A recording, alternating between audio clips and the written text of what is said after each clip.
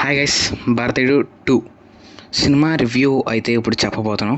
Cinema review చెప్పేద్దాం అని ముందు సబ్స్క్రైబ్ చేసుకొని, లైక్ చేసుకొని, బెల్ ఐకాన్ ఆన్లో పెట్టేసుకోండి. ఇంకా రివ్యూలోకి వెళ్ళిపోతే సినిమా ఎలా ఉందంటే ఇదే గైస్ నా రివ్యూ. మీకు ఇంకా మీరు మూవీ చూస్తుంటే మీకు మూవీ ఎలా అనిపించిందో చెప్పండి, కొంచెం మాతో షేర్ చేసుకోండి కమెంట్ బాక్స్లో. ఇంకా లైక్ చేసి సబ్స్క్రైబ్ చేసుకొని బెల్ ఐకాన్ ఆన్లో పెట్టేసుకోండి.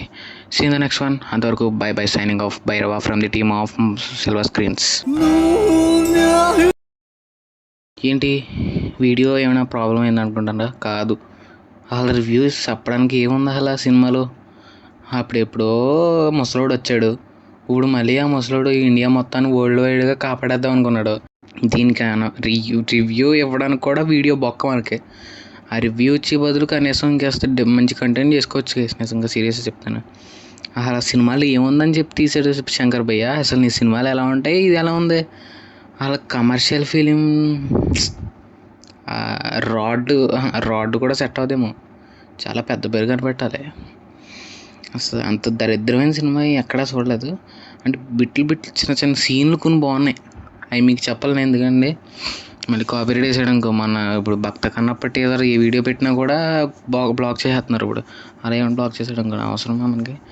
అలా అసలు ఎందుకు తీసుకోపోయా శంకర్ భయ్య, ఎందుకు తీసుకోవాలి సినిమా ఇది?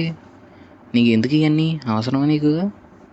సర్లే, ఇంకేం చేయలేం గైస్. ఇంకేలాంటి వాళ్ళు మొత్తం రాడ్ సినిమాలు ఇలాంటి సినిమాలు తీయండి. ఇంకా లాస్ట్గా కల్కి సినిమా చూసాను థియేటర్లో, మంచి సినిమా. కిల్ కూడా చూశాను కదా మధ్యలో, కిల్ కూడా బాగుంది.